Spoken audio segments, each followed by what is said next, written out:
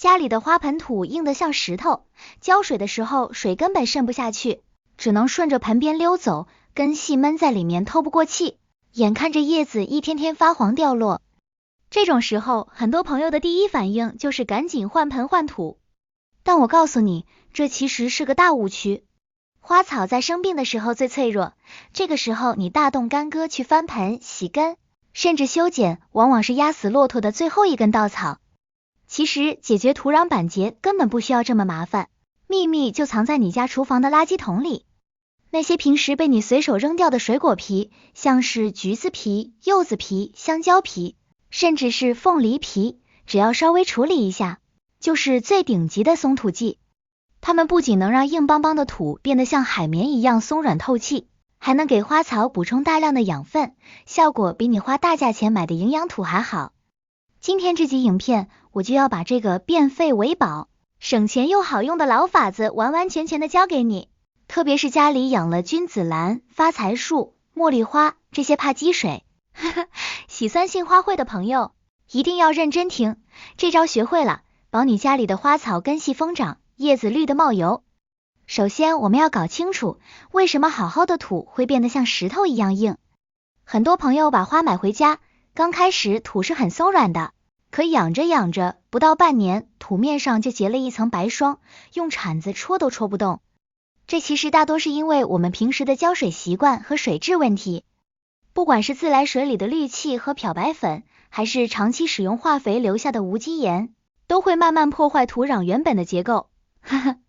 土壤里原本有一种叫团粒结构的东西，就像是一个个小圆球堆在一起，中间有空隙，水和空气能自由穿梭。但是当这些化学物质沉积多了，小圆球就被粘在了一起，空隙没了，土就板结了。这时候你要是强行换土，把花拔出来，肯定会伤到根系。根是花的命，根一断，覆盆期很难熬过去。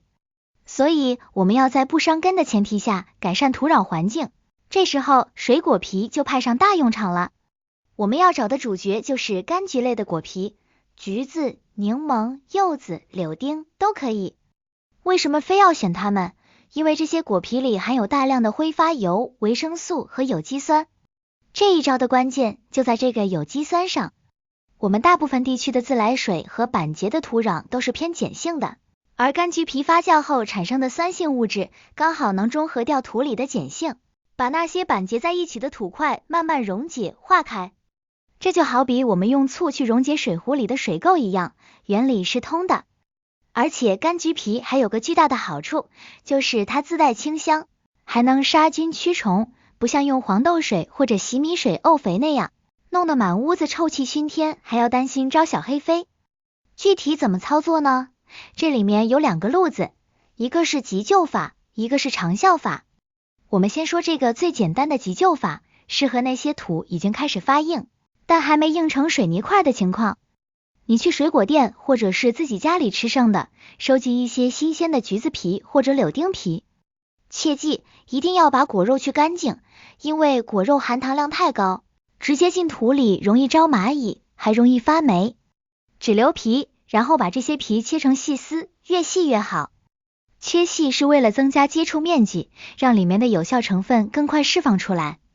切好之后，找一个大一点的盆，把果皮丝放进去，加入清水浸泡。这个水的温度有讲究，不要用沸水，也不要用冰水，就用40度左右的温水最好。温水能激发果皮里的活性物质，又不会烫熟它们。泡在这个温水里大概24小时就足够了。你会发现水变成了金黄色，闻起来有一股淡淡的橘子香味。这时候千万把果皮滤掉，只留水。很多新手朋友直接把泡过的果皮铺在花盆表面，觉得这样能保湿，其实这是大错特错。新鲜的果皮在潮湿的土面上会迅速腐烂发酵，这个过程中会产生高热量，直接就把靠近土表的毛细根给烧死了，这就叫烧根。所以我们只用这个泡出来的黄金水，用这个水直接代替平时的自来水给花浇灌。浇的时候要慢，沿着盆边一圈一圈的淋下去，保证土球湿润。这个橘皮水呈微酸性，它流过土壤的时候，就会慢慢软化那些板结的硬块。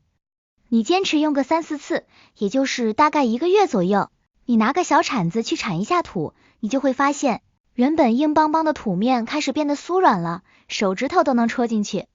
当然，如果你家里的土已经硬得非常严重，或者你想给花草做一个长期的土壤改良，那就要用第2种方法，也就是制作高浓度的水果皮酵素。这个方法做出来的东西，威力比刚才那个泡水法要大10倍。它不仅是松土剂，更是顶级的有机肥。虽然听起来叫酵素很高大上，但做法其实非常简单，谁都能学会。你需要准备几个大的塑胶瓶，喝完的可乐瓶、矿泉水瓶都行，但是一定要洗干净，不能有油。有油的话，发酵过程就会失败，变成一瓶臭水。然后把我们收集来的各种果皮，这次不光是橘子皮了，苹果皮、梨皮、西瓜皮、香蕉皮，只要是植物的皮，统统都能用。把它们全部切碎，切得碎碎的，塞进塑胶瓶里，大概塞到瓶子的1/3或者1半的位置就可以。接下来是关键的一步，很多人做失败就是少加了这一样东西，那就是红糖或者黑糖。糖在这里的作用不是为了甜，而是作为发酵菌的食物。菌吃了糖才有力气干活，把果皮分解掉。比例大概是10份水、3份果皮、1份糖。把糖倒进去，然后加水。水千万不要加满，一定要留出至少1/4的空间。因为发酵的过程会产生大量的气体，如果你装得太满，瓶子可能会被撑爆，到时候弄得满屋子脏水，那可就麻烦了。盖子拧上，但是不要拧死，要稍微留一点点缝隙，或者你每天记得去拧开盖子放一下气。把这些瓶子放到有阳光的地方晒，阳光的温度能加速发酵。在台湾这种温暖的地方，夏天大概1个月，冬天2-3个月就能好。你会看到瓶子里的东西在翻滚，产生气泡，这就是菌在努力工作。等到哪天你发现瓶子里不再冒气泡了，里面的果皮沉到底下了，水变成了深褐色，而且闻起来没有臭味，只有一股发酵的酸甜味，甚至有点像水果酒的味道，那就说明大功告成了。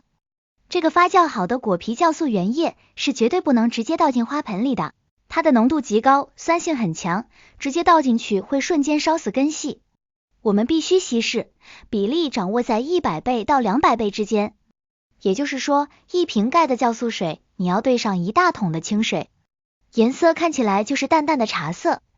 就用这个稀释后的水来浇花，这东西浇进去，效果那是立竿见影。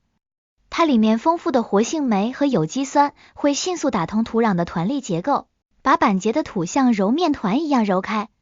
原本硬得像石头的土，慢慢会变得疏松多孔，就像海绵一样。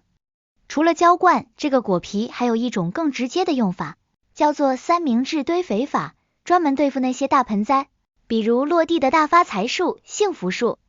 这些大盆换土太费劲，搬都搬不动。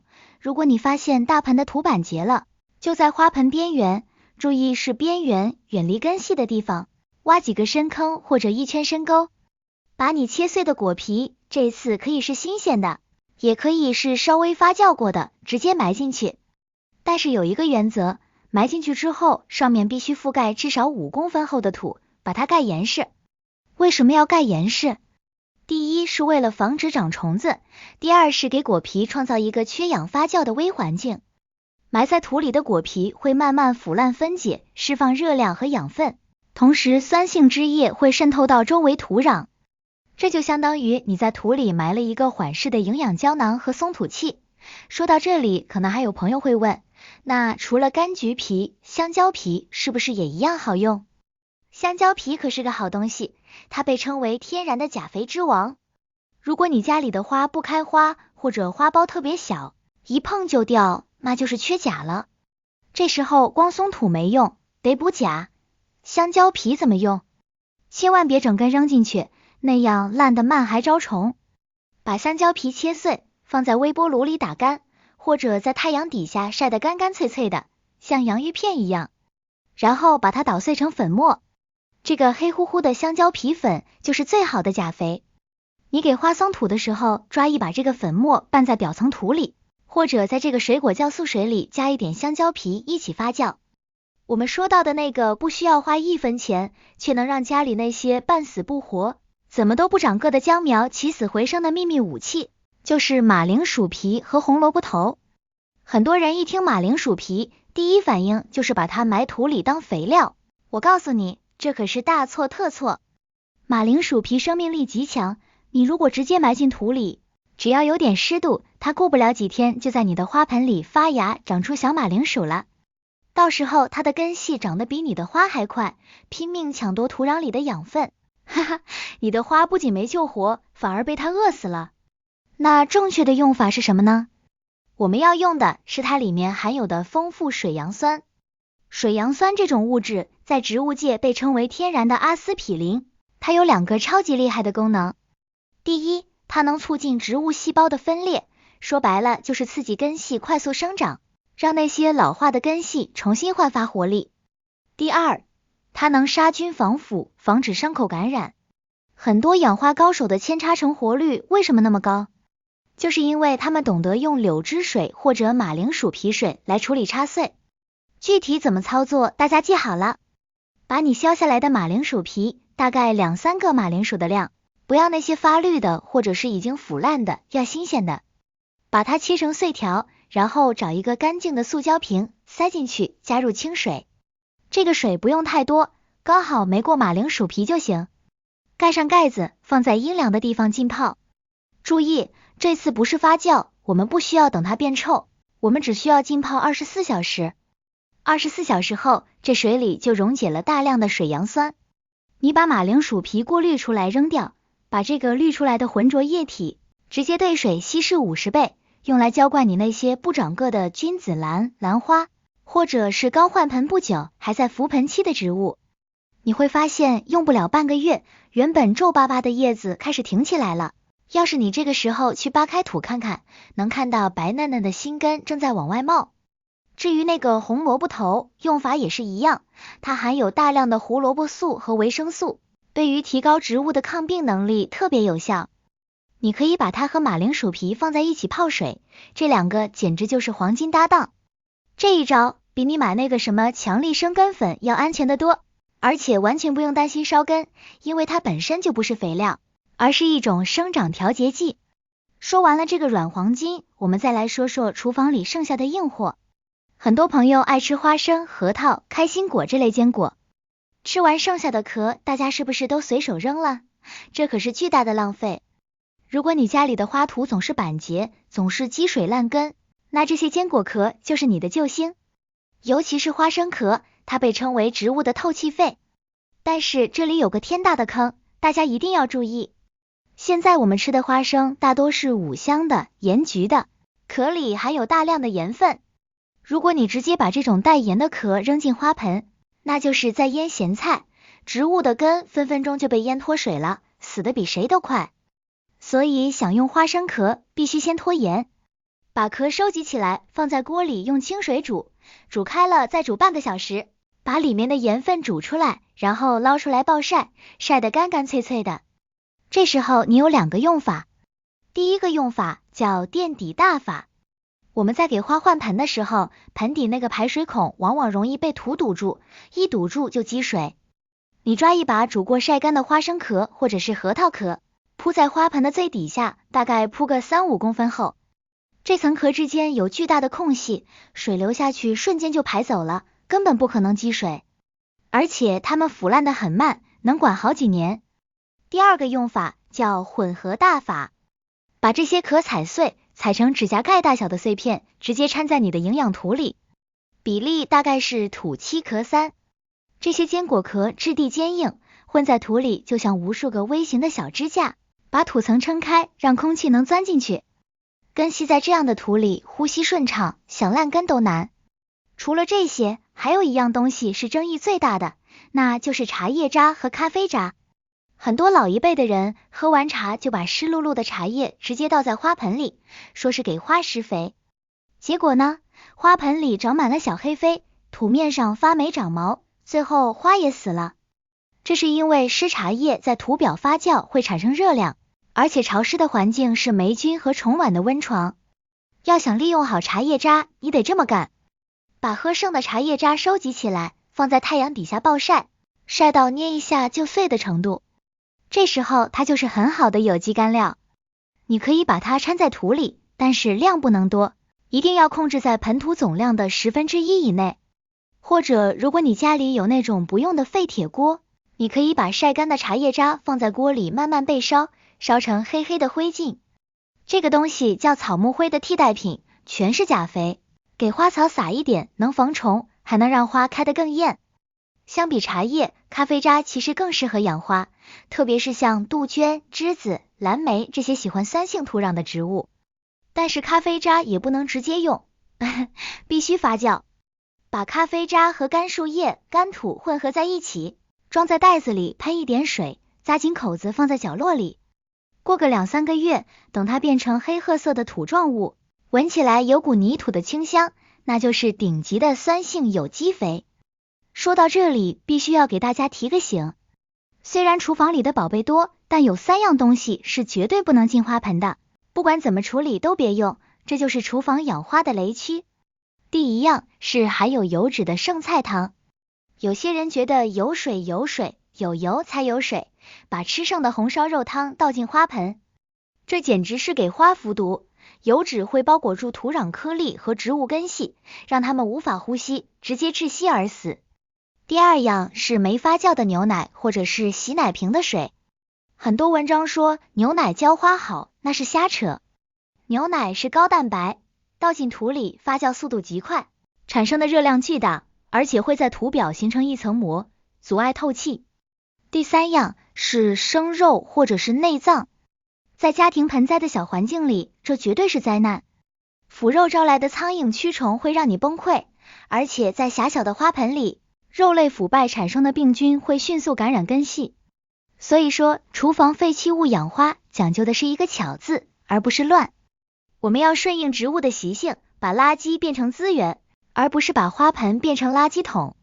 如果你按照我上面教的方法，用果皮酵素水改善了土壤板结，用坚果壳解决了排水透气，用马铃薯皮水促进了生根，那你家里的花基本上就已经赢在了起跑线上。但是土壤好了，平时的养护习惯也得跟上。再好的土，如果你天天浇水，见干不见湿，那也是白搭。特别是用了这些有机改良剂之后，土壤的保水性会变好，这时候你浇水的频率要适当降低。以前可能3天就要浇一次，现在可能5天都不干。怎么判断呢？教大家一个最简单的土办法，找一根一次性的竹筷子，插进花盆边缘，插深一点，过个20分钟拔出来。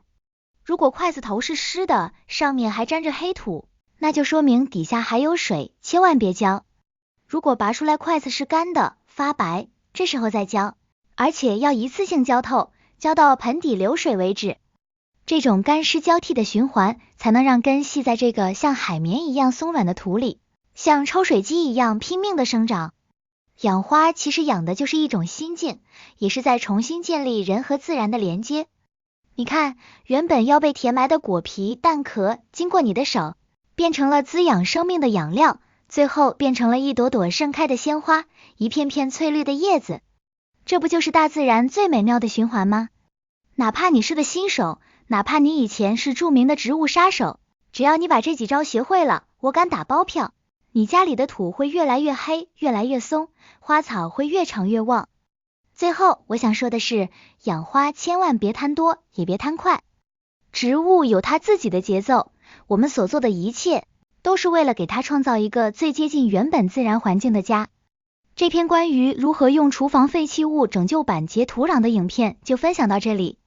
如果你觉得今天的内容对你有那么一点点启发，或者帮你省下了一笔买土买肥的冤枉钱，别忘了给我点个赞，或者把这个影片分享给你身边那些同样爱养花，却总是把花养死的朋友。